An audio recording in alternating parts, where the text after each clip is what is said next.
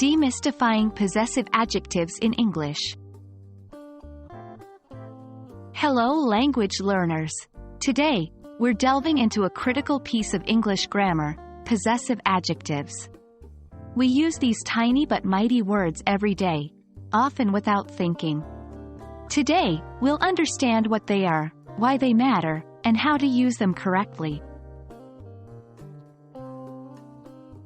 Possessive adjectives are words that help us show ownership or possession.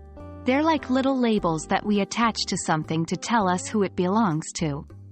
For instance, in the phrase, her book, her is the possessive adjective. It tells us the book belongs to her. Here's a comprehensive list of possessive adjectives in English. My, your, his, her, its, our, their. Remember, possessive adjectives always come before the noun they modify. For instance, my dog, your cat, their house, and so forth. Possessive adjectives must agree with the possessor, not with the thing possessed.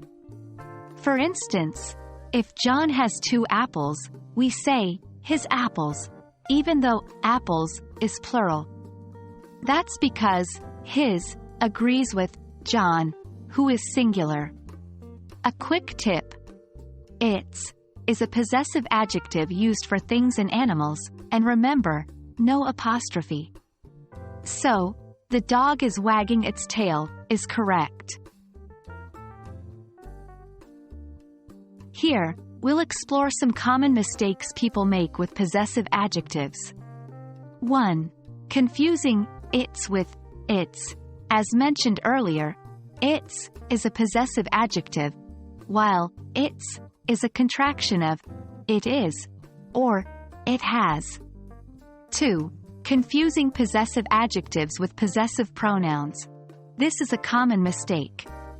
Remember, possessive pronouns: mine, yours, his, hers, its, ours, theirs, can stand alone, whereas possessive adjectives always modify a noun.